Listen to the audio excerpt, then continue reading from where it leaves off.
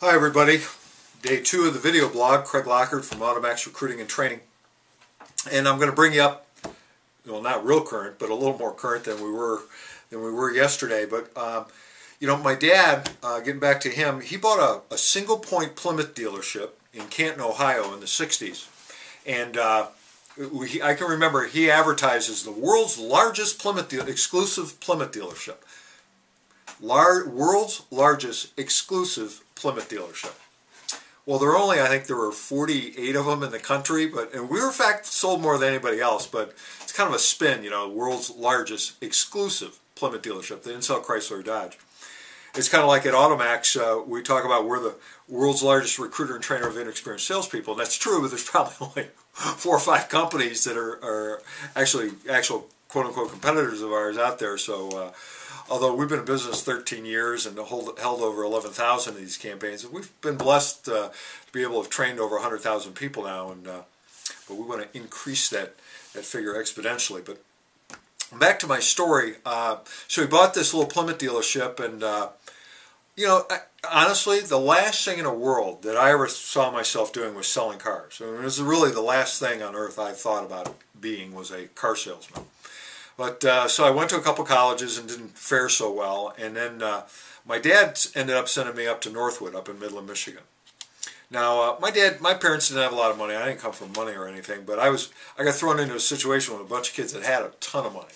I mean, some of these kids' biggest problem was, their new demo didn't have the right tape player in it or something when I came there. It was a whole different world for me.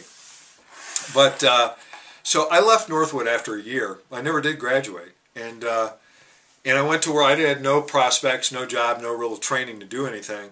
But my dad had a dealership, so dealer's kid. Well, it didn't exactly work out that way for me. But I started washing cars. That job lasted exactly 1 day. Actually, it only lasted a few hours. It's a kind of a long story. Maybe I'll double back on it somewhere along the line. But the long story short is I got fired. A couple hours into it, after washing one car, my dad said, "That's it, get out." My mother begged him to take me back. My parents were divorced, and she called him and said, "Hey, look, he's a knucklehead. Go ahead and hire him back." So he hired me back, put me into the parts department. 1 week, I got fired from there. Came back, put me in the body shop, and I just moved sheet metal from one end of the building to another for a while. It was just kind of like, slave labor.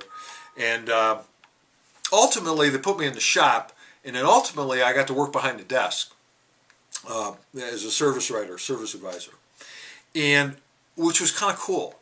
And I started, because I had to learn a little bit about sales, and it was just really talking to people and plotting out jobs and so forth, and distributing them, and talking to the techs and so forth. Back then, we called them mechanics. But it was kind of cool because I can remember every single morning when I get into work. We got there before the salespeople did and everything. That I'd see those salespeople come in and park their brand new cars that they were given for free, demos back then, and they'd get out, they'd put those $400 Hart, Schaffner, and Mark suits on, their Hickey Freeman suits on. Those are all old names. And they'd come walking in, looking sharp, a lot of money in their pocket, looking clean. And I was a filthy mess, working back in a shop with exhaust fumes and everything. And I'd see him pull in every single morning, going, you know what, maybe that's not too bad. So I started asking my dad if I could sell cars, and I was like, no, you're not going to sell cars. You can't even wash a car. You can't even deliver parts.